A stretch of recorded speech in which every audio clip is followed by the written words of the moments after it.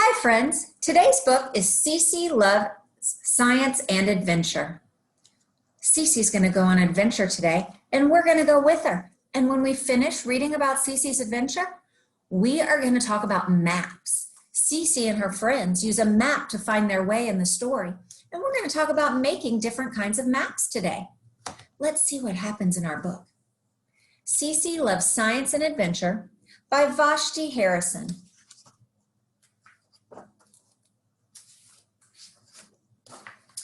Cece loved being an adventure girl almost as much as she loved science. She couldn't wait to earn her camping pin.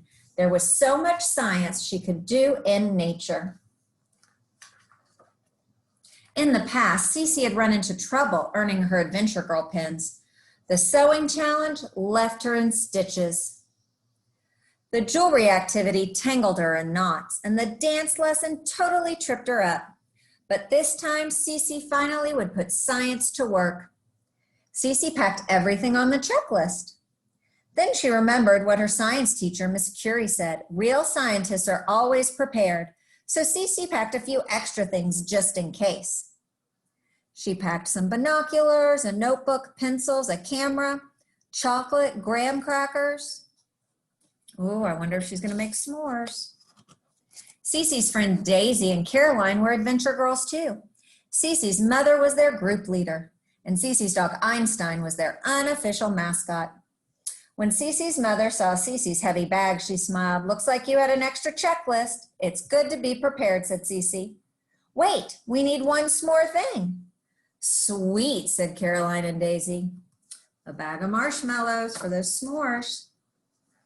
When the adventure girls reached the campground, Cece's mother handed them the camping pin worksheets. Cece read the next task out loud. Set up your campsite.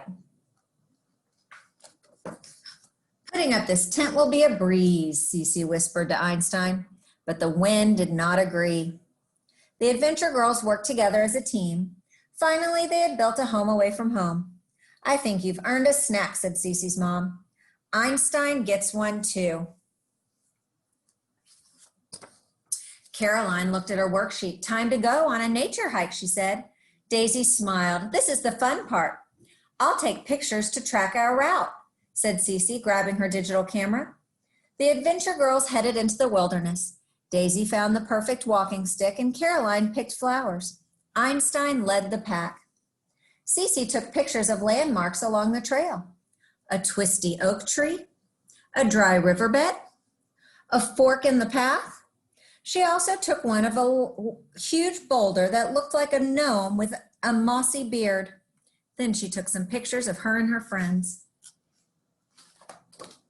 All of a sudden, the sky grew darker. Uh-oh, said Daisy. I hope it doesn't rain.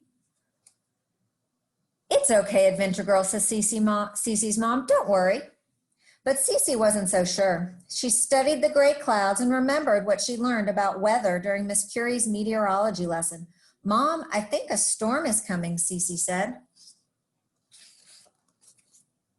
The wind picked up and thunder boomed in the distance. Cece, you might be right, said her mom. Maybe the storm is far away, said Daisy. How can we tell? Asked Caroline. Cece knew science would solve any problem. She told her friends about a trick Miss Curie had taught her. If we see lightning, we count the seconds until we hear thunder. Every 5 seconds equals 1 mile. Just then, lightning flashed across the sky. Daisy looked at her watch and they started counting. 1 Mississippi, 2 Mississippi, 3 Mississippi. When they reached 20, thunder rumbled again. That means the storm is still 4 miles away, Cece said. When the thunder roars, go indoors, said Cece's mom. We'd better head back to camp. Cece's mom tried to map the route on her phone. My GPS isn't working, she said. Maybe it's the storm, said Daisy. I know, said Cece, holding up her camera. We can be detectives and use my pictures to make a map. So look, they're going to draw a map from the pictures. Cece got a notebook and pencils from her backpack. The adventure girls drew a map and marked the spot where they had thought their campsite would be. Suddenly, it started to pour. Oh no, yelled Daisy, we're getting soaked. We need to find someplace dry, said Cece's mom. I know, we can build a shelter, said Cece. Our rain ponchos can be the roof, said Caroline. Daisy, let's use your walking stick as a tent pole, said Cece. Soon the adventure girls had built a shelter. They climbed inside and huddled together to stay dry. Once the storm had passed, Cece's mom said, time to go. How long will it take? Daisy asked. I'm hungry. How far is it? Caroline asked. I'm tired. We can easily figure it out, said Cece. She showed them the photo of the twisty oak tree. That was really close to camp, said Daisy. The time stamp says 1 o'clock, said Caroline. Cece pulled up their group picture. Look, this one was taken at 1:45. Caroline pointed to the gnome rock, and we took it right there. So if we subtract 1 o'clock from 1:45, that means we're about 45 minutes away from camp, said Cece. That's not far at all, said Daisy. S'mores, here we come, said Caroline. You can see their map. That's where they need to go. 45 minutes later, the adventure girls arrived at their camp ready to eat. But when Cece looked inside the tent, she found an empty marshmallow bag. Einstein, Cece's mom scolded. Mom, I don't think it was Einstein, said Cece, pointing to the tracks in the mud. Look, something stole our snack, said Caroline. That means there's no s'mores for us, said Daisy. Cece held up the graham crackers and chocolate bars. We'll just have to make chocolate sandwiches, she said.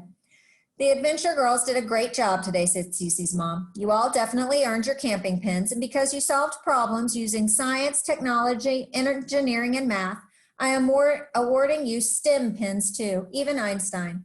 Hooray, cheered Cece. Science rules. Daisy and Caroline hugged Cece. You saved the day, said Daisy. Thanks, Cece, said Caroline. Cece's mom smiled. Since you worked so well together, I'm also giving you a special pin, she said, for teamwork. Cece smiled. Solving problems is always easier when you have a super team. The end. So Cece and her friends used a map to help them figure out how to get back to where their tent was. You can make up all sorts of maps. You could draw a map of a real place, like a map of your room or of your house, or a map of how to go from your house to the park or to school. Or you could draw a make-believe map, like a treasure map for a pirate. I drew a map. It's a make-believe map that starts at a house. Now I even have the word start. And I follow the path and I show the different spots along the way to get to the park where the X is.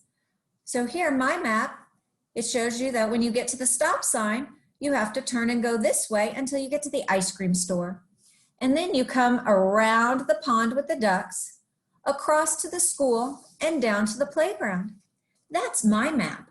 But you could make all sorts of maps. You could make a map of your backyard and draw the things that are in your backyard if you have swings or a jungle gym or something. And you could draw starting at the door and how to get to the jungle gym. Or you could draw a map of a dinosaur world where there's a map of where all the dinosaurs are and you're going to draw a path to go from one dinosaur to the next. There's all sorts of types of maps. I bet you could draw a map today. Why don't you try making a map? Have a great day, friends.